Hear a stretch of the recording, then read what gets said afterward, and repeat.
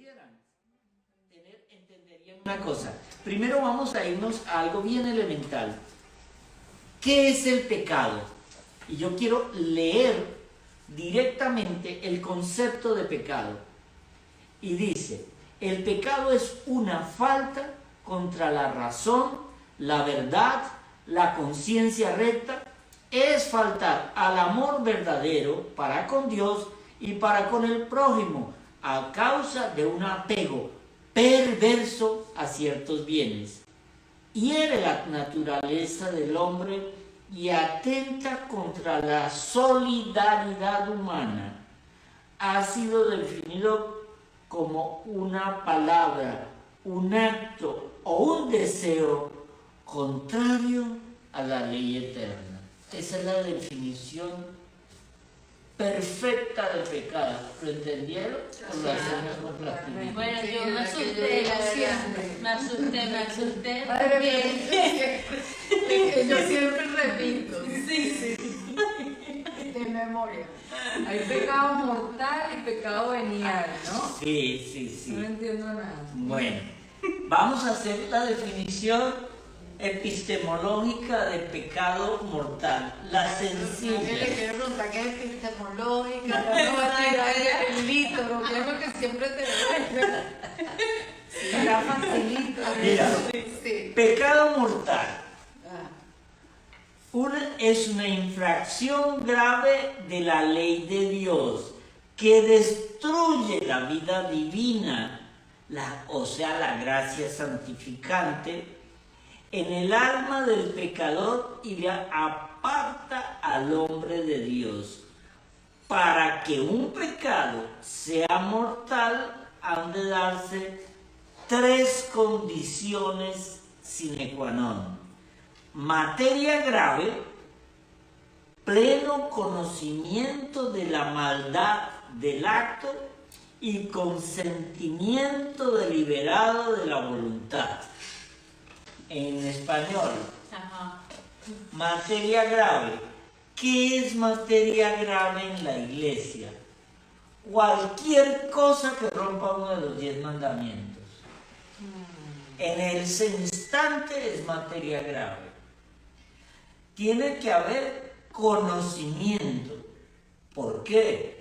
Porque si a ti te están obligando con un revólver y te van a violar y todo eso, ¿tú estás cometiendo fornicación? No. Tú estás siendo forzada a hacer algo. Hay que haber conocimiento de que si yo estoy calumniando, estoy haciendo un daño a alguien. Que si yo estoy mintiendo, estoy rompiendo esa gran gracia santificante. Que si yo estoy fornicando, estoy haciéndole daño a la otra persona, a mí y al mundo. Ahora lo vamos a entender porque hay unos pecados que son pecados sociales. Se afectan a la humanidad. A la humanidad. Y tiene que haber voluntad y libertad de cometer eso. En otras palabras, tú entras a una tienda, quieres mirar unos relojes, la chica que te atiende se distrae, tú coges y planeas todo para, sin que ella se dé cuenta, te robas el reloj. Allá hubo voluntad, hubo conocimiento y hubo materia grave. Rompiste el mandamiento no robar, mortal. Pero la mortalidad es porque rompe definitivamente la gracia divinizante o santificante en ese acto. O sea, rompe la relación con Dios. Sí, todo pecado me aparta de Dios. Pero entender, por ejemplo, ¿qué es el pecado mortal? Déjenme, voy a profundizar un poquito en el pecado mortal, luego nos vamos a los veniales y esto. Y dice, La materia grave es precisada por los 10 mandamientos. No mates, no cometas adulterio, no robes, no forniques, no levantes falso testimonio, no seas injusto, honra a tu padre y a tu madre. La gravedad de los pecados es mayor o menor. Un asesinato puede ser más grave que un robo. La cualidad de las personas lesionadas también cuentan. La violencia ejercida contra los padres es más grave que la ejercida contra un extraño. Cuando tú ves esos conflictos y peleas y todo eso entre padres e hijos, cuando hay una ofensa del hijo hacia el padre es más grave que si ofendiera a un extraño. Entonces, entender aquí que el pecado mortal requiere la plena conciencia. O sea, yo tengo que saber que estoy cometiendo un pecado mortal, pero al mismo tiempo yo debo saber que eso me afecta y me aparta de Dios. Aquí no se puede aplicar esa ley de que como no me sé, el desconocimiento de la ley no me exime de la culpa. ¿Sí me explico? Es como tú sacas tu licencia de conducir y te saltaste en el manual aquella parte que dice en los semáforos en rojo pare. Entonces tú no leíste eso, pero te dieron la licencia. Y llega un día y te pasas uno y no pasa nada, pero al tercero, ¡bumba!, te das. El desconocimiento tuyo no te exime del castigo, no te exime de la reparación, no te exime de lo que viene, las consecuencias. Entonces, el pecado debe ser con conocimiento. Claro, pero entonces no estaría en desconocimiento de la persona y no estaría rompiendo. O sea, no estaría con las 3 cosas que son sine qua non. Pero es que en este caso, lo que quiero decir es que las consecuencias del pecado... Mire esto, le vamos a dar una vuelta. A ti te cae mal X, cualquier amiga que estuvo coqueteando con tu marido. Te cae mal y la quieres crucificar. Matar. Entonces, pero aquí vamos a incentivar otro tipo de castigo. Pero entonces tú empiezas con todas las amigas tuyas a hablar, es que esa mujer es esto y por cuál, y es que es esto, y inventas y la calumnias y le inventas unas cosas, pero luego llegas a tu casa y dices, no, yo mentí sobre ella, yo tengo que ir a confesarme, y tienes verdadera compulsión, te duele lo que hiciste, entonces vas y te confiesas y el sacerdote te absuelve, pero eso no evita que una consecuencia, porque la calumnia le sigue haciendo daño a ella. Por eso es que cuando nosotros nos perdonamos, necesitamos una reparación de ese pecado, y nosotros reparamos o en esta vida o más allácito, pero es que lo mejor es reparar aquí, porque allácito es duro, y es cuando aparece el concepto de purgatorio. A mí me da curiosidad aquellos que dicen que el purgatorio no existe. La Biblia en Isaías, Jeremías, Oseas y Daniel hablan, porque no entrará al reino de los cielos nadie que tenga una pequeña mancha. Porque el Señor le dice también en un momento, dice, es que después de la muerte, para poder entrar al cielo, tienes que estar purificado. Pero también sabemos que teológicamente el que se condena y va al infierno, ya no pasa al cielo. Entonces, si el que se condena se va al infierno y no pasa, y el que se muere no entra al cielo, debe estar en purificación, es cuando está el concepto de purgatorio. Es esa tercera dimensión que hay entre lo uno y lo otro. O sea, es como decir, yo estoy con un libro y el libro tiene la página 0 a la página 100 y luego le hace falta de la 100 a la 200 y continúa en la 200 hasta la 300. Hay un hueco. ¿Dónde están esas 100 páginas? Eso en la vida espiritual se llama purgatorio. Y por eso en el pecado mortal, el hecho de la voluntad es lo más grave que hay, porque es, yo conozco que no debo fornicar, tengo toda la libertad para decidir hacerlo, pero al mismo tiempo estoy teniendo materia grave porque afecto uno de los 10 mandamientos. Ahora, existe una denominación menor que yo sé que me lo van a preguntar, que es el pecado. Te lo digan porque allá no se oye. ¡Venial! Bueno. Mira, pero ya va rapidito. Ajá. Cuando la gente está en el purgatorio, dicen, te pregunto,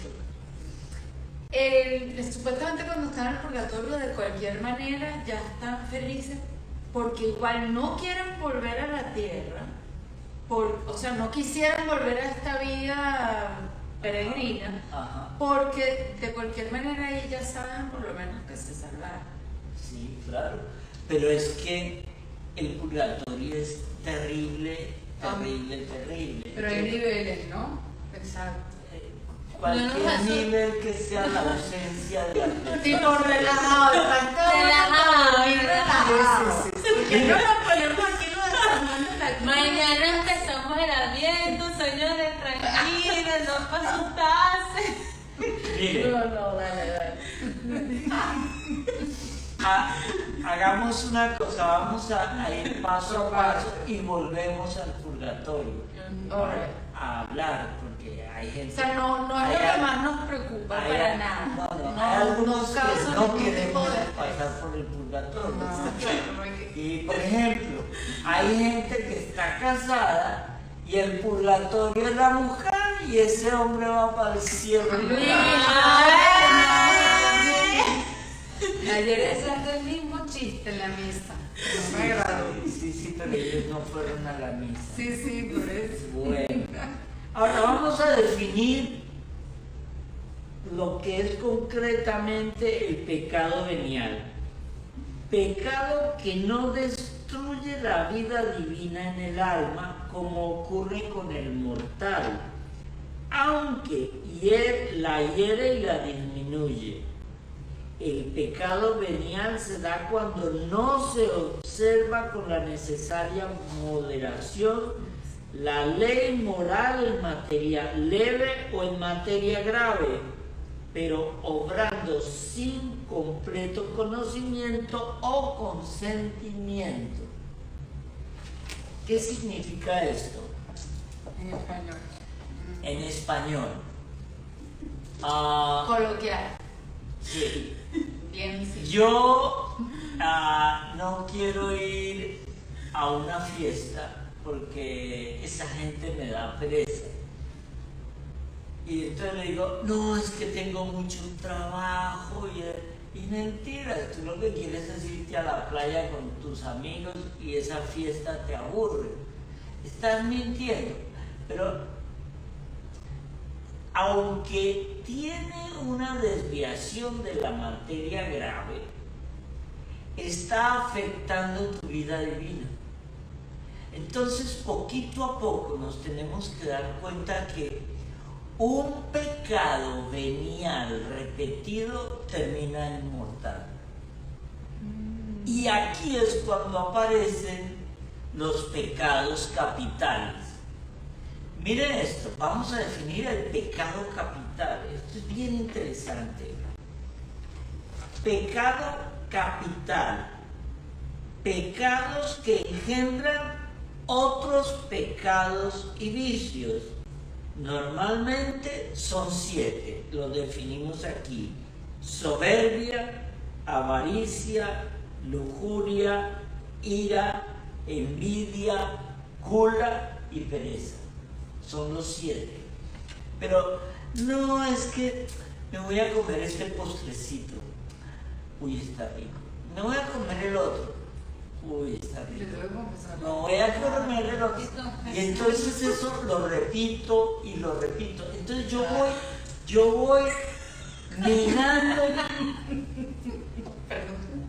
voy minando la gracia.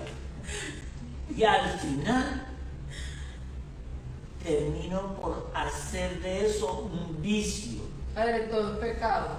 Casi todo. No sé. Sí, el Padre Pío decía, lo que pasa es que no quiero asustar a la gente. El Padre Pío decía, Yo creo que ya muy tarde. casi todo lo que hacemos es pecado, pero hay muchas cosas que deberíamos hacer y son más pecado. Acuérdate que uno peca por palabra, obra y omisión, pero no es omisión de cometer pecado, es omisión de hacer las cosas buenas que te santifican.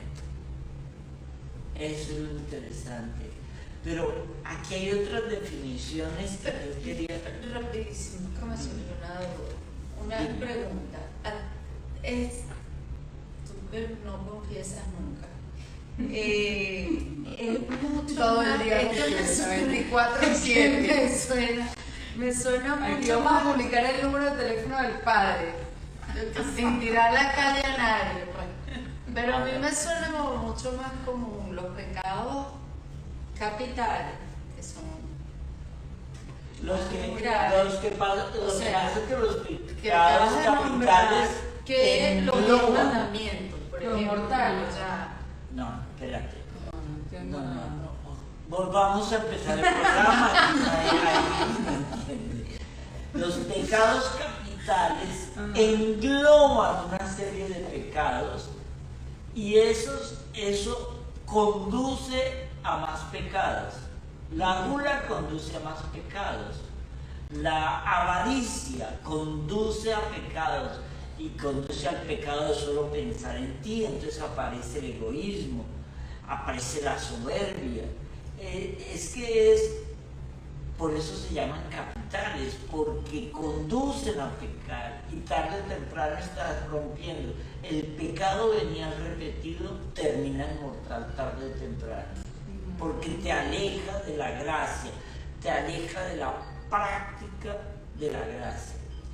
Ok, pero, entonces los pecados veniales llevan a los capitales y si insisten ya son mortales. Bueno, esa es una conclusión interesante que no la había pensado. No es que los veniales lleven a los capitales, es que un venial muchas veces puede llegar a, casi siempre coincide con uno capital. es como cuando haces una cosa buena, muchas veces Claro. se convierte en Una virtud. virtud. Cuando haces una cosa Claro. mala, muchas veces No, se convierte en sí, vicio. El sí. vicio te atrapa, ¿De dónde te aprendiste vuelve eso? pecado. ¿De ¿Quién dónde te da aprendiste eso? ¿Qué saben ¿Quién con nosotros? será? Tengo hombre que no habla, que no hablamos entre nosotros nunca. Ay, Dios mío. Pero aquí hay otra Eso. cosa. Parece que no lo prometieron hoy. De uno en uno, o sea, Perdón. Perdón, sorry. Bueno, ahora, mira esta definición. El pecado más grave es el que se comete por malicia, por elección deliberada del mal. Ese es el mortal. Porque yo me gusta, por ejemplo, algo. Me gusta, no sé, algo de la casa del vecino. Y con malicia estoy esperando que él se vaya, yo me meto por detrás, me meto a su cuarto, cojo el reloj, el anillo. Hay malicia, hay premeditación, Curiosamente, la ley penal se basa en la ley natural del catecismo. ¿Por qué? Porque cuando hay premeditación y alevosía, la condena es más grande. En el derecho penal norteamericano y en el derecho penal del mundo. Pero mire esto, en cambio, se comete un pecado venial cuando no se observa en una materia,